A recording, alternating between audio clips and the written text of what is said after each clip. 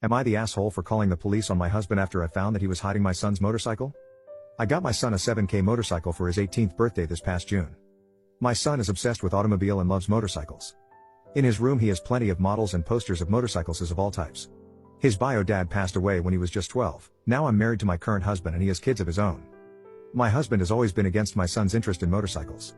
He thinks I'm encouraging him to be reckless, distracting him from school and by extension his future, and spoiling him and blowing away money by spending 7K on a motorcycle. This caused some tension between him and my son, so I told him to stop complaining about it.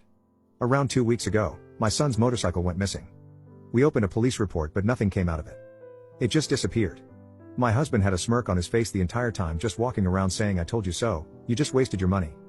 This was unbearable to hear, to be quite honest. My mother-in-law visited few days ago. She was talking about the other house my husband owns and mentioned seeing a motorcycle, one that's similar to the one that we lost in my husband's garage while she was cleaning it. She goes to clean that house weekly even though it's empty. My husband plans on giving it to his kids as inheritance. I was puzzled. I asked if she was certain, but she showed me a photo she took of it which confirmed that it was indeed my son's motorcycle. I immediately rushed to call my husband and confront him about it. He admitted that he took and hid the motorcycle in his garage as a last resort after me and his stepson kept brushing him and his thoughts off about the 7K being spent on something unnecessary and that could cause issues. I blew up at him demanding he return it. He refused and told me he had been considering selling it and giving the money back to me so I could use it wisely this time.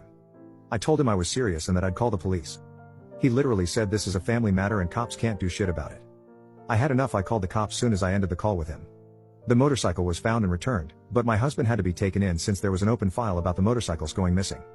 He was let go eventually, but he was livid with me.